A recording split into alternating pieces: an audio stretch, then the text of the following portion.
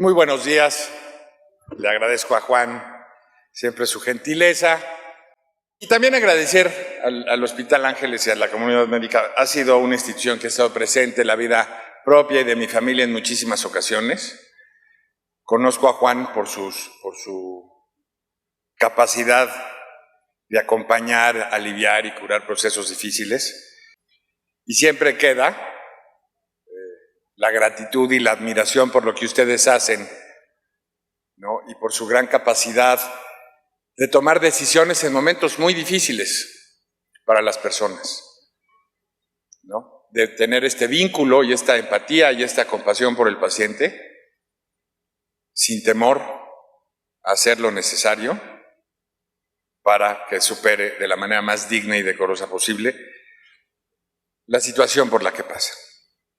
El hecho es que la mayoría de las veces cuando las personas acudimos al médico lo hacemos en una situación de vulnerabilidad. Ya sea porque el dolor nos llama y el cuerpo se siente lastimado, se siente en riesgo, o inclusive cuando la autoestima, que es parte de lo que somos, se siente en riesgo y necesita o acude a la posibilidad de una intervención para mejorar la relación de una persona con su cuerpo, la relación afectiva de una persona con su cuerpo. Y esto implica objetivamente una situación de poder del médico. Se parece un poco, dependiendo ahora sí de las ramas de la del abogado. Normalmente al abogado litigante, y más en mi materia, al abogado penalista, se le va a ver en una situación de vulnerabilidad. Y poder es responsabilidad. Yo no puedo entender rectamente la vida al poder si no es como responsabilidad. Cuando se asume como privilegio, como activo, entonces el poder se desboca, se traiciona y uno al final acaba desbocado con sus propias habilidades. Es desde este lugar que les quiero platicar hoy de lo que significa un nuevo enfoque en el manejo de la responsabilidad médica. Bueno, hablando de una de las profesiones más antiguas del mundo, tenemos que acudir que su novedad es aquellos impactos que en las últimas décadas ha tenido la discusión de la ética médica. Y en este sentido lo quisiera limitar para no irnos a escenarios abiertos con los que vienen la investigación, la farmacogenia, la genética misma, todos los datos del genoma, toda esta investigación, aparte que se nos abre con otras naturalezas que tocan y pueden tocar aspectos mucho más delicados de poder de la comunidad médica, como puede ser su incidencia en los superseres humanos que podría haber en el futuro, construidos desde la comunidad médica y lo que esto significa para la humanidad. No me quiero meter en esos temas porque hoy, gracias a Dios, son ciencia ficción y van a implicar ya desde ahora, pero en el momento en que los avances se sostengan de una manera más sólida y de más éticos, no solo para la comunidad médica, sino para la humanidad. Hablemos de lo que está aquí hoy. Hablemos, aparte, de lo que distingue a la comunidad que nos convoca hoy, que es la parte del vínculo o la relación del médico con el paciente desde la terapia curativa y paliativa. Son de esos poderes y de esos escenarios de los que yo vengo a hablar en tan corto tiempo y un poco para limitarnos o centrarnos en aquello que pueda ser más de su interés y de su utilidad. Debemos señalar que para poder entender el haz de normas y de reglas que afectan el ejercicio de la medicina, hoy hay varias condicionantes. Primero, desde el aspecto normativo, las fuentes más importantes son la Constitución y los tratados internacionales que asumen a la salud como un derecho humano. El artículo 4 de la Constitución y el artículo 12 del Pacto Internacional de Derechos Económicos y Sociales y 10 del Pacto de San Salvador, nos hablan del derecho a la salud y del acceso a los medios de salud. Significa que en el concepto mismo de la humanidad, la salud es un aspecto esencial, porque vivimos a la sociedad misma desde el cuerpo.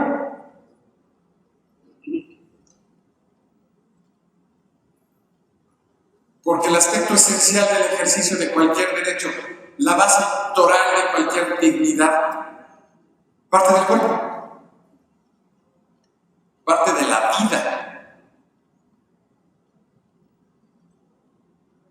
Eso resalta el carácter de poder o micropoder, como diría Foucault, que significa el aspecto de la medicina. Ustedes son vehículos o conductos para que un ser humano se asuma como tal y viva como tal. Y si la salud es un aspecto esencial de la humanidad, cada vez que un paciente va y los procura, ya sea desde la salud fisiológica, desde la salud mental, va a recuperar una parte de su humanidad que está en riesgo o que se asume en riesgo. Siguiente, por diseño constitucional, y otra vez señalamos la importancia de este tema en la vida colectiva, la Constitución enseñó que los aspectos esenciales de la salud estén previstos de una manera centralizada. Las leyes generales en nuestro sistema constitucional son aquellas en las cuales el Congreso dice cómo todos los poderes se tienen que poner de acuerdo, ya hablo del poder federal, del poder estatal, del poder municipal, cómo se tienen que poner de acuerdo para que las diferencias entre ellos no atenten contra el cumplimiento de un deber esencial, que es acercar la salud a las personas. No es como en otras materias en donde la federación tiene sus tareas, que es la representación internacional, los estados tienen sus tareas y los municipios tienen sus tareas dependiendo de la cercanía con la gente y la complejidad. No, aquí se establece que el Congreso va diciendo, en función de cómo vaya viendo las armonizaciones entre los distintos niveles de gobierno, que le toca hacer cada quien. Y si de repente ve que la división de competencias está afectando contra la prestación del servicio, hace modificaciones. Y le da más poderes al Estado, o le da más poderes a la Federación, o le da nuevas tareas a los municipios, etc. Pero es decir, exige un mayor orden, exige una menor competencia o diferencia entre las instancias de gobierno. ¿Por qué? Porque se trata de la salud.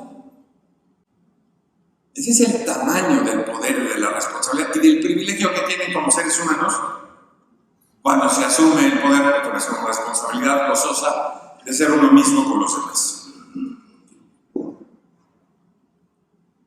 Y en razón del ámbito material del que estamos hablando, el reglamento, porque la ley como ley general genera preceptos, digamos, bastante aislados o bastante generales, tenemos el reglamento para la atención, para la prestación de servicios de atención médica.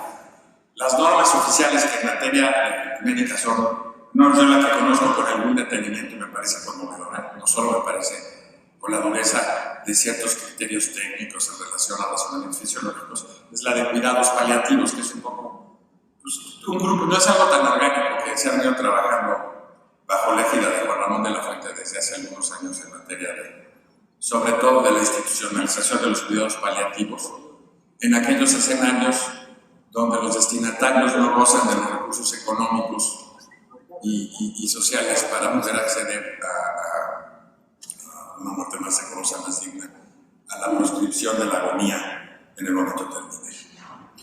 Pero si ustedes no conocen, les pido que visiten, que recopilen, que lean esta norma oficial de cuidados paliativos, que es un verdadero documento sobre la compasión y el respeto por los seres humanos.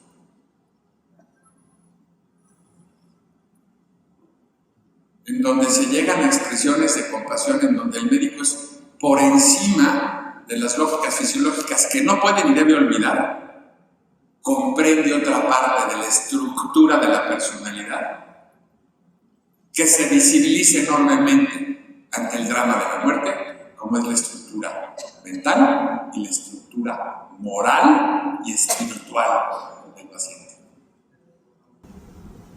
Y en donde, a pesar de sus convicciones personales, por agnóstico que sea, está obligado a reconocer, reconciliar y reposibilitar esa reestructuración de los seres humanos en su momento terminal. Y por último, la Corte ha reconocido como fuentes normativas importantes, con carácter técnico, para determinar los aspectos de responsabilidad, las guías y los protocolos médicos que se hacen desde ciertos órganos especializados y tienen que ver con condiciones o circunstancias en las cuales se debe prestar este servicio. 3 fuentes normativas más para el conflicto ya que puede tocar a la actividad médica. El Código Civil en torno a la responsabilidad personal de los servicios prestados por el médico y las condiciones a las que está obligado. El Código Penal en cuanto la prestación del servicio médico pueda infringir objetivamente la descripción de algún delito, y ahorita tocaremos eso. Directamente lesiones y muerte o homicidio es uno de ellos, pero hay otros, como el fraude.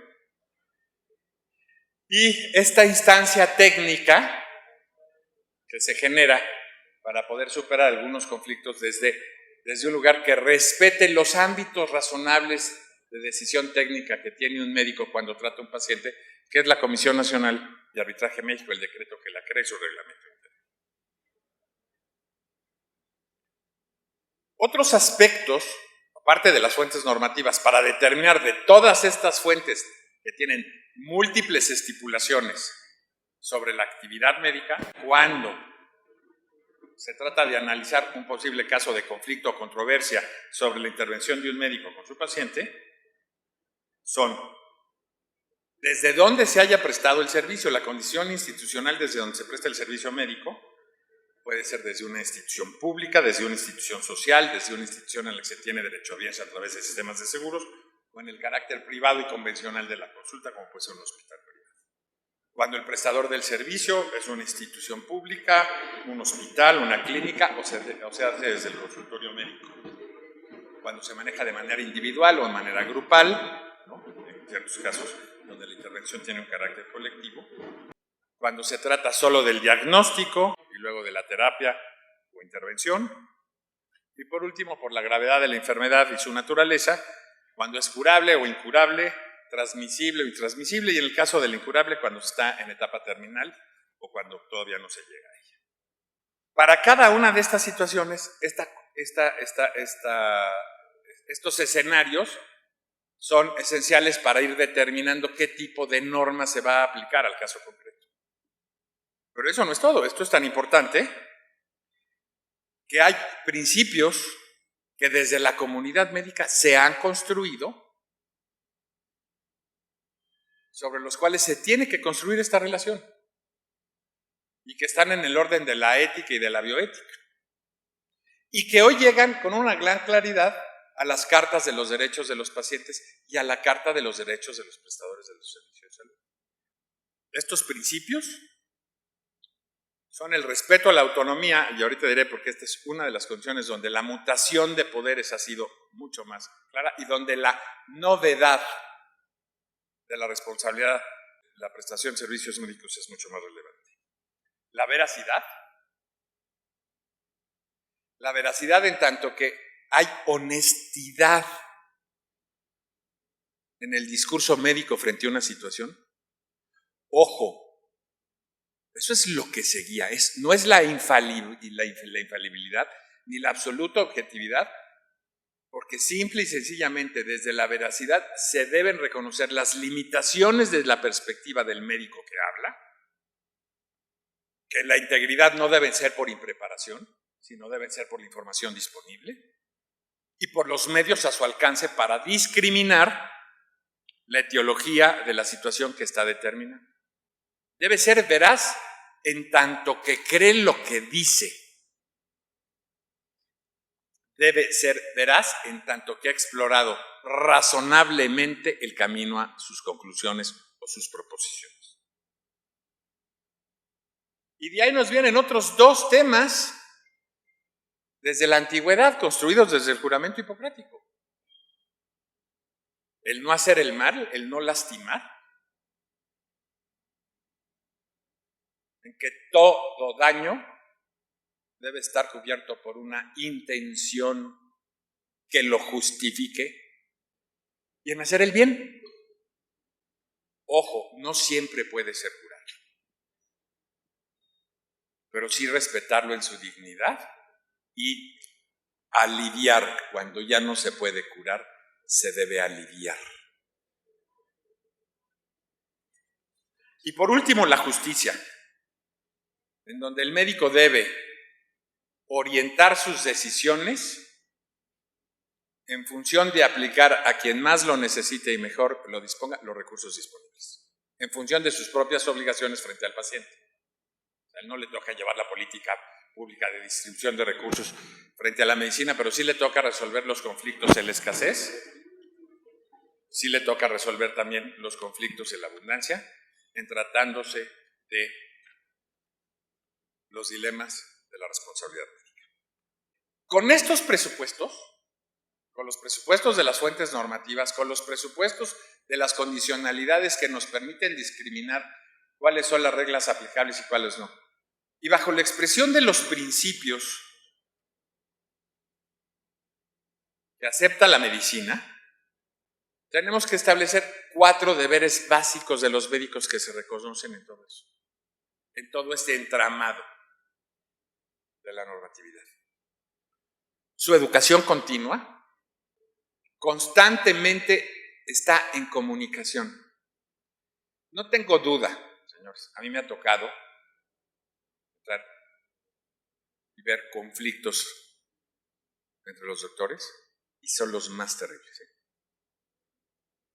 Porque es una de las comunidades más complejas e interdependientes que existe en el mundo. De ahí que su conflictividad sea especialmente delicada. Especialmente delicada. El médico constantemente se tiene que estar educando, es decir, recibir de otro información que considera útil, porque solo es mediante este ejercicio de comunicación que se abren las opciones disponibles de tratamientos. Se verifican cuáles resultados son estables, en qué condiciones se dan, si presentan una mejor alternativa de los tratamientos que se vienen recomendando. Y esto es especialmente relevante, no solo porque lo celebramos hoy, porque este es un ejercicio patente del cumplimiento de un deber básico de la actividad médica, sino porque el conocimiento y la capacidad de un médico dentro de la comunidad médica constantemente está visibilizado frente a sus colegas y frente a sus pacientes. Es tal el nivel de comunicación que se saben las cosas. Se saben las aproximaciones médicas en México y en el mundo. Y se va sabiendo qué no funciona y qué funciona. Y en ese sentido, fíjense, la capacidad de adaptación al médico frente a ese nivel de visibilización y ese nivel de exigencia, yo creo que ninguna otra profesión está sometida, digamos, a ese estrés, de lo que se llama, de ese estrés performativo, o esa ansiedad performativa. Y a su vez, la investigación, con todo el respeto que requiere para sus subordinados, en donde, desde la atención médico-paciente, el doctor analiza en toda su integridad al enfermo. Desde reconocer de qué está enfermo, si está enfermo, desde someterlo a una alternativa hipotética. Ningún médico domina y controla la naturaleza, ese poder no lo tienen, se aproximan a ella de la manera más respetuosa posible para tratar de influir en las variables sobre las que se sostiene la vida y la salud en función de su experiencia y su conocimiento. Pero no todas las variables le son cognoscibles. Apenas estamos descubriendo avances centrales en el manejo del cerebro en relación al cuerpo y en el manejo del cerebro en relación a la conducta de los seres humanos. El cerebro empieza a dejar de ser la incógnita que ha sido durante siglos. Hoy, honradamente, sí hubo un salto revolucionario en la medicina cuando se generan los antibióticos en el siglo XIX y se potencia la intervención farmacológica sobre los pacientes. Hoy se puede estar dando un salto revolucionario en esa naturaleza. ¿Cuánto no conocían los médicos del cuerpo antes del 19? ¿Cuánto aprendieron ahora? ¿Y cuánto no conocen del cuerpo ahora que van a aprender en las próximas décadas? Por eso sostengo que el médico no está obligado a la infalibilidad. No solo porque la medicina es una ciencia humana, sino porque hoy tenemos un conocimiento insuficiente sobre todas las variables que afectan a la salud. Y previsiblemente será insuficiente por siglos. Pero por lo pronto, en nuestro tramo histórico de vida, va a ser insuficiente. Es a partir de estos escenarios de conocimiento que podemos y debemos tocar algunos de los dilemas que se nos presentan ahora en responsabilidad médica. Primero, la responsabilidad del médico en la prestación del servicio se hace, está condicionada por su poder de curar y por su poder de aliviar. No puede estar condicionada o delimitada a un nivel ideal de operación. Ese poder está limitado por las condiciones en las que se presta el servicio. No es lo mismo la responsabilidad que tiene un médico que tiene a su alcance todas las posibilidades y pruebas para un diagnóstico adecuado que aquel que tiene limitaciones y necesidad de intervenir. Ciertamente la potencia curativa es mayor cuando se tienen un mayor alcance y una mayor disponibilidad de medios para el diagnóstico y el tratamiento del paciente. En función de los recursos disponibles, pues sí. Normalmente también a ese poder vienen acompañadas condiciones de prestigio e ingreso que lo justifican y lo expresan. Igual el poder de aliviar. Una de las cosas que hemos estado discutiendo y que honradamente creo que ha habido un avance sustancial en los años en cuidados paliativos, cuando Juan Ramón nos invita a algunos abogados y a médicos de este grupo, empezamos con algunas clínicas de la UNAM, con la Clínica Mayo, y luego lo hicimos en los centros médicos, en la Academia de Medicina.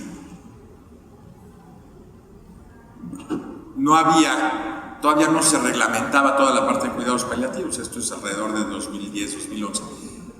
Había salido la ley desde el 2009, pero todavía faltaba de salir el reglamento, las normas oficiales, la adopción de cuidados paliativos de las áreas especializadas en los hospitales públicos. Hoy se ha ido avanzando en eso. No se había dictado, la norma oficial que yo les digo que parece esencial. Bueno, los recursos y el conocimiento de los cuidados paliativos era más limitado. Cuando empezamos este esfuerzo había una escasez artificial de opioides, por ejemplo, bajo la lógica de que podían ser sometidos a su abuso. Nosotros llegamos y nos sentamos con las instituciones de la Secretaría de Salud, especialmente con CONFAPRIS, para decir, oye, no hay peor abuso que un opioide que no se aplica para lo que es necesario. Lo que lo están necesitando es la gente, y sobre todo la gente con menos recursos, que está enfrentando a la muerte en situación de agonía. Y hoy por hoy tenemos que decir que de alguna manera se ha mejorado la distribución y el acceso a opioides. Cuando menos se parte de una premisa diferente. El peor abuso es no utilizar las cosas para lo que sirven. El siguiente abuso que hay que evitar es cuando se utilizan las cosas para lo que no sirven. Así pues, un aspecto central de la valoración es el poder como circunstancia concreta del médico para aliviar y para curar es la base sobre la cual se le puede exigir responsabilidad. No se puede hacer una extrapolación de las condiciones en las que ejerce la medicina para establecer las bases de la responsabilidad médica. Segundo, la paradoja de que el médico actúa, cuando actúa bien, dolosamente. El médico interviene sobre el cuerpo buscando que esa intervención tenga un efecto, pero altera la salud. Sí, bajo el parámetro ideal del cuerpo, o sea, se afecta el cuerpo para que recupere un estado de deterioro o minimice o detenga un estado de deterioro en su salud, sí, pero objetivamente la conducta típica de lesiones la hace el médico, la hace la mayoría de los médicos cada vez que tienen sobre la afectación a la integridad corporal del sujeto. Lo que busca el médico es mejorar el balance de la rentabilidad integral del cuerpo. Es decir, ciertamente que la situación sobre el cuerpo mejore hasta antes de su intervención. Pero el médico lesiona para curar. Y entonces, ¿qué lo salva? No es que haya una descripción en la ley que diga que cuando el médico afecta el cuerpo no lesiona. No, sí lesiona. Lo que dice es que el fin con el que interviene, y ojo aquí, el fin de la intervención del médico es relevante para determinar su responsabilidad. Lo hace con la intención de curar. La intención en el acto, la finalidad en el acto es esencial para su valoración jurídica y ética. Claro, y no ignoro que hay veces que el médico no lesiona, que el médico puede, si entiende o quiere despejar si la condición de su paciente puede estar afectada por un estado de excesiva sensibilidad hacia su propio cuerpo, el darle algún placebo para ver cómo reacciona la evolución del cuerpo respecto a ese estímulo. También se entiende, pero lo hace con la intención de curar. Es decir, en ese caso no lesiona, pero engaña con la intención de curar. Y hay decisiones que el médico hace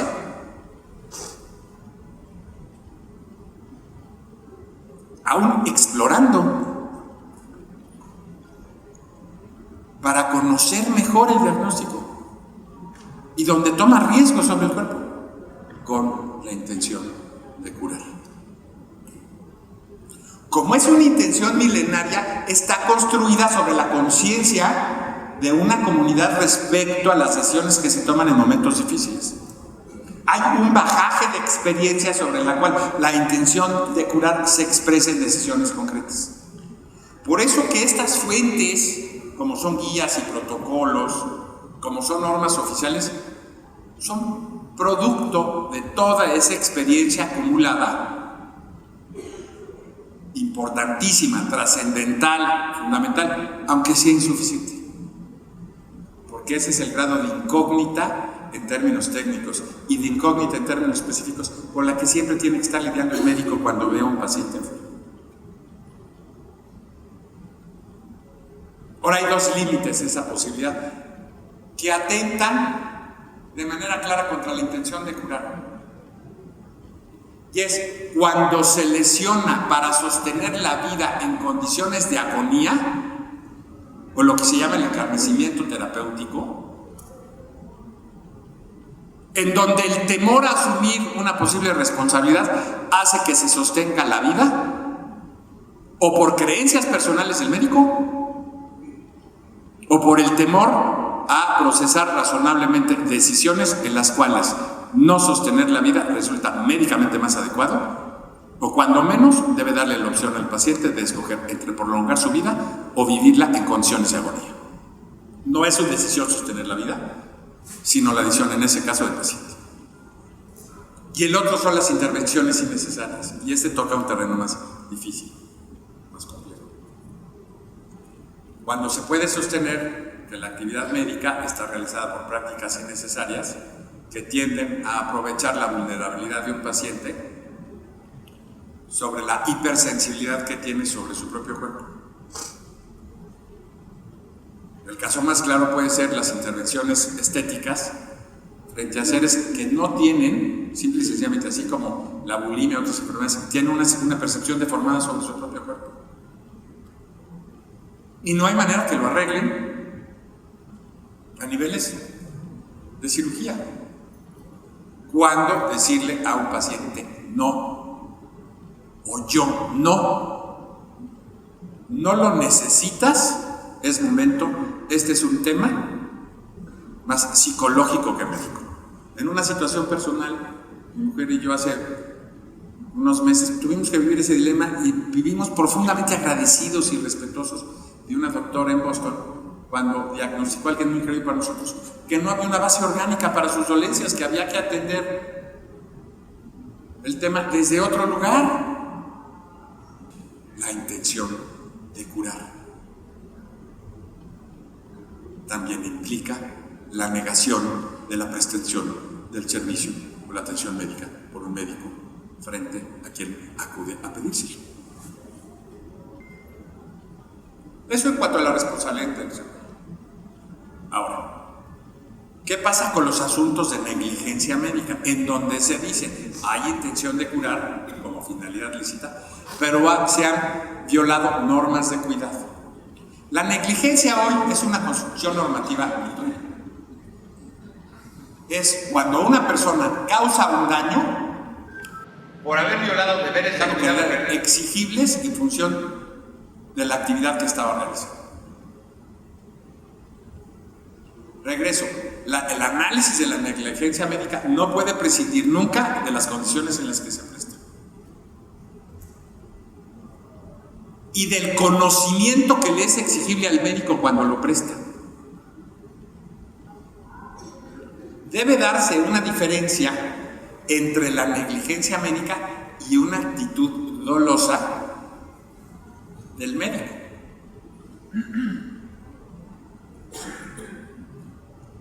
La frontera en este caso, en mi opinión, se llama los casos de indolencia, donde hay una actitud dolosa del médico de no atender a un paciente y aceptar que en cualquier caso, privilegiando otras cosas, la salud de ese paciente se deteriora. Si en ese supuesto el médico ya es garante de la integridad del paciente, está obligado a atenderlo. Y si el médico por razones personales o por razones coyunturales no puede atenderlo, tiene que ver que se atiende.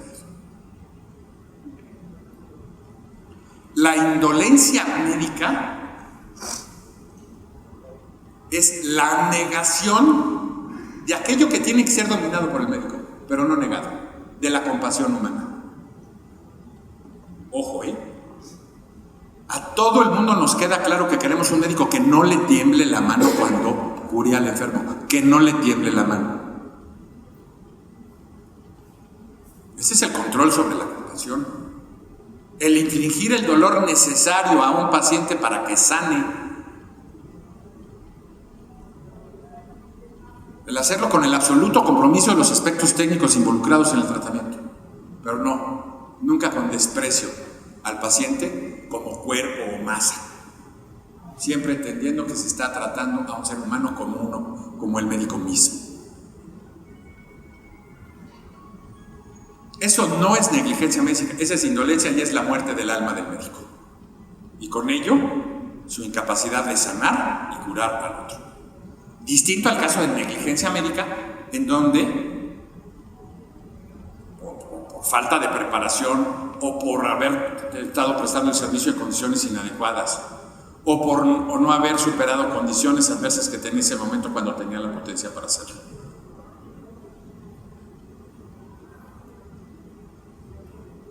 El médico realiza una intervención que acaba deteriorando la salud y que no se hubiera deteriorado sin la intervención del médico. En ese grado y en ese grado. Así pues, tenemos que hablar de las condiciones necesarias en las que interviene y de una formulación hipotética del juicio en el cual se señale si el médico hubiera actuado correctamente, si hubiera dado este resultado. Si la afirmación sí, no se le puede imputar a la intervención del médico el deterioro de la salud. Si el médico hubiera actuado correctamente, la situación de salud hubiera mejorado en ese momento. Si se establece que sí, entonces se debe establecer un vínculo, una relación de determinación entre la intervención médica negligente y el deterioro de la salud o muerte del paciente. Como ustedes ven, estas valoraciones están llenas de aspectos técnicos. De ahí la salud, con todo lo que se diga, que sea un órgano con una incidencia médica importante quien esté juzgando estos casos. Y con una comunidad tan interrelacionada en sus estándares performativos, estas cosas se visibilizan todo el tiempo. Y aquí a esto se viene aquí también. Yo lo confieso, yo he aprendido mucho más del fracaso que del éxito. Duele más, enseña más, se ancla en el amor propio y en el propósito de no repetir, en el propósito de aprender. Luego el éxito con la vanidad adormece el fracaso alerta. La humildad intelectual es esencial para aproximarnos a estos casos. Aprender del otro y de uno mismo. Establecer cuáles son los estándares razonables de duda y cuáles son los estándares razonables de decisión. ¿Cuándo insistir y cuándo ya no? La vida está llena de esos retos. Lo que pasa es que en ustedes es profundamente visible. Bajo la teoría de los riesgos autorizados, es la experiencia médica la que dice cuáles son los parámetros sobre los cuales toma la decisión el médico para aliviar al paciente. Y un riesgo que no está autorizado, no debiera estar autorizado, señores, es la indecisión.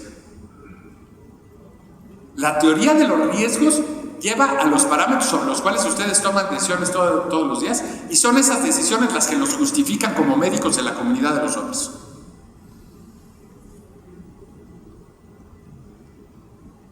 Los deberes de los médicos a mantener una educación continua tienen como una de sus finalidades principales superar los niveles de indecisión en la prestación del servicio a través de la asimilación de la experiencia ajena.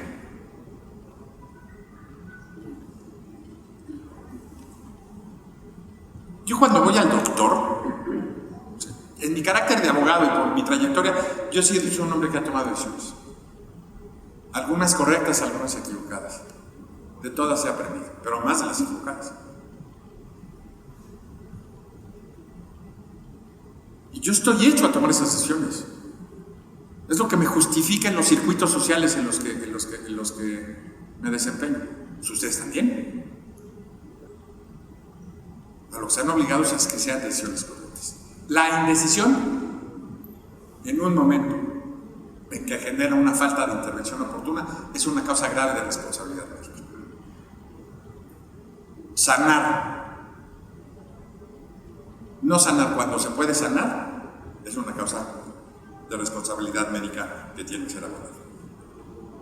Bueno, yo lo que busco con esta conferencia es al final decirles a partir de estas variables cuáles son las nuevas aproximaciones que yo veo en la responsabilidad médica en este momento.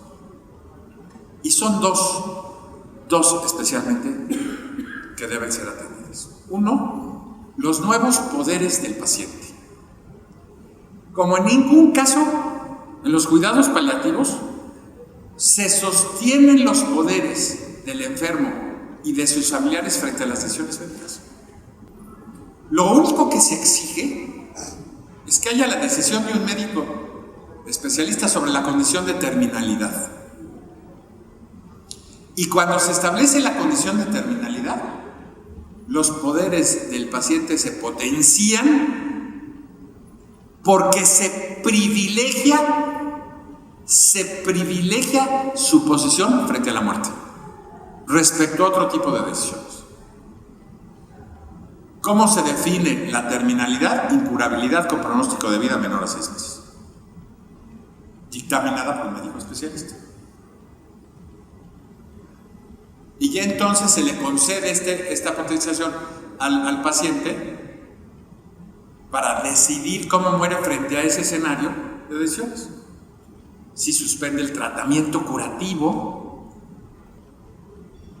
la prohibición de medidas extraordinarias, aquellas que tienen un beneficio escaso frente al perjuicio que generan. La proscripción absoluta del encarnecimiento terapéutico, del que al final las decisiones la tomen el paciente y sus familiares aún respecto al médico. Pero de acuerdo a las cartas del paciente, este es un momento donde se visibiliza este nuevo equilibrio de poderes, donde se ha venido abandonando el enfoque paternalista del médico respecto a la enfermedad y al paciente. En situaciones de no terminalidad, el paciente decide el tratamiento que se impone sobre su cuerpo. Tiene derecho a segundas opiniones, tiene derecho a explicaciones. Lo único que se le condiciona para este tipo de cuestiones es que la información sea a través sobre la cual tome decisiones, sea a través de la comunidad médica. Es decir, él solo puede decidir sobre su tratamiento cuando el médico tratante o el que se dé una segunda opinión esté informándole y dándole suministro sobre las decisiones. Yo digo, cuando yo llego con los doctores, me vienen con unas historias que yo digo, de veras no sé, me vengo a poner en tus manos, o sea, lo que tú digas está bien. Yo sí en eso soy más humilde, ¿no? Pues porque llevo con esa vulnerabilidad con él, ¿no? Pues lo que tú me digas, o sea, ya si me dices que tengo estafilococos o que, no sé, no me interesa, ni son mis amigos, ni quiero tener unas, me pongo en tus manos y tú dime de qué la juramos, ¿no? Yo me acuerdo una vez, o luego a Gloria me acuerdo una vez que tuve una operación y entonces yo estaba mucho más robusto y no me pudieron anestesiar porque tenía eso que llaman cuello de toro. Y entonces no me pudieron anestesiar. Y yo decía, fíjese, si uno llega en tal situación de vulnerabilidad al hospital, yo le dije a Gloria, vamos tú y yo solos, yo no quiero que me vayan a ver, ni nada, me siento como mono desnudo y aparte con muy poco humor de estar aguantando pláticas con nosotros. Entonces a la pobre se que estaba ya sola afuera y de repente sale un doctor, buen amigo nuestro, y le pone con una cara, fíjense hasta dónde es este sentido de responsabilidad del médico y de la potencia del médico frente a una situación. Lo primero que le dice este doctor a Gloria es, lo siento. Bueno, se le cayó el mundo a esta pobre mujer. O no sé, dice, eso me dice, igual se puso muy contenta, ¿no? Pero a mí me dijo que se le había caído el mundo. No, es que no lo pudimos operar. Dice Gloria, fueron 4 segundos horribles, ¿no? Entre ver la cara y lo siento, y ya que no lo pudimos operar, pero está bien, o sea, está vivo, va a poder caminar, va a hablar, entonces me recordará, o qué pasó, ¿no? Y ya, yo luego, sabiendo que tenía ese problema, la semana a mí me vuelves a operar, yo me subo al caballo, pues imagínate, si le tengo miedo a una operación, peor que te sigo yo va.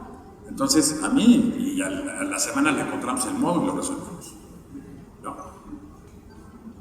Este poder del paciente, inclusive es un poder que se nutre desde todas las variables sobre el cual toma las decisiones. La interacción, no solo de la familia con el médico, sino de los auxiliares espirituales, tanatólogos, curas, pastores, con la comunidad médica en el tratamiento de los pacientes es central.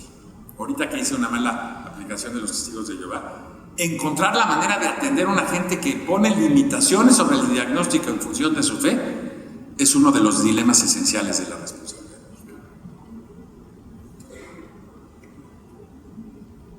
Y el auxiliarse de los vínculos humanos sobre los cuales se sostiene el poder del paciente para superar su propia vulnerabilidad es un dato esencial de la vida.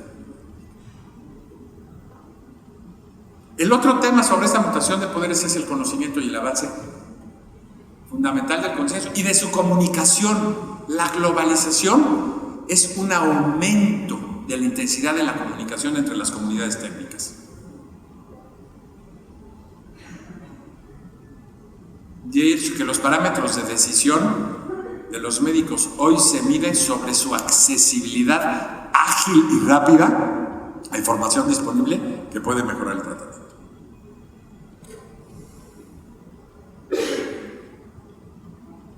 Uno es un cambio de poderes del paternalismo al paciente y otro es un cambio, un fortalecimiento del poder del médico frente a las nuevas situaciones adversas por tener mejores recursos tecnológicos y más acceso a conocimiento técnico positivo y eficiente.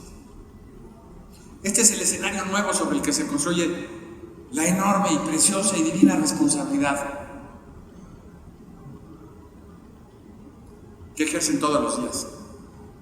Esa admiración que tiene que dormirse todos los días para poder vivir con lo que se hace, pero que de vez en cuando se tiene que revitalizar, como un caso de admiración y de respeto a las reglas y a las condiciones en las que se ejerce la prestación del servicio médico. Regreso.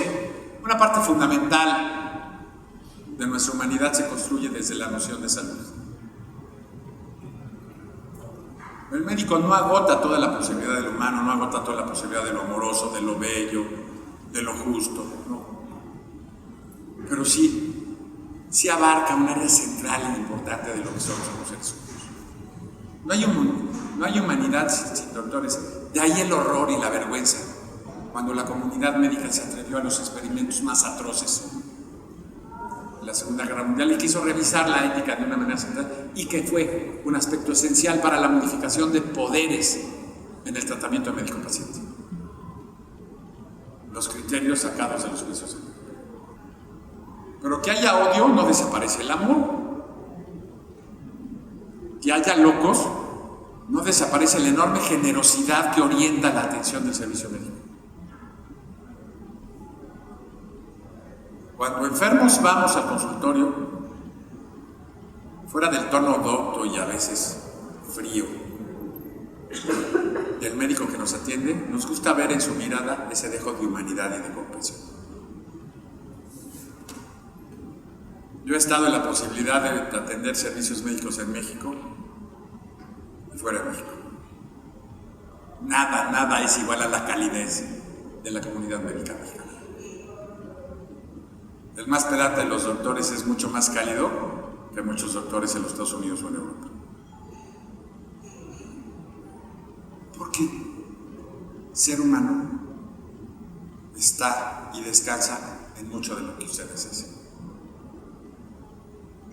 Así pues, la responsabilidad central médica es sostener la humanidad todos los días, a través de muchos pacientes, de la forma más recta, de la forma más humana y cálida posible. Ese es el nuevo enfoque sobre la responsabilidad en el que yo creo y yo afirmo. Muchas gracias.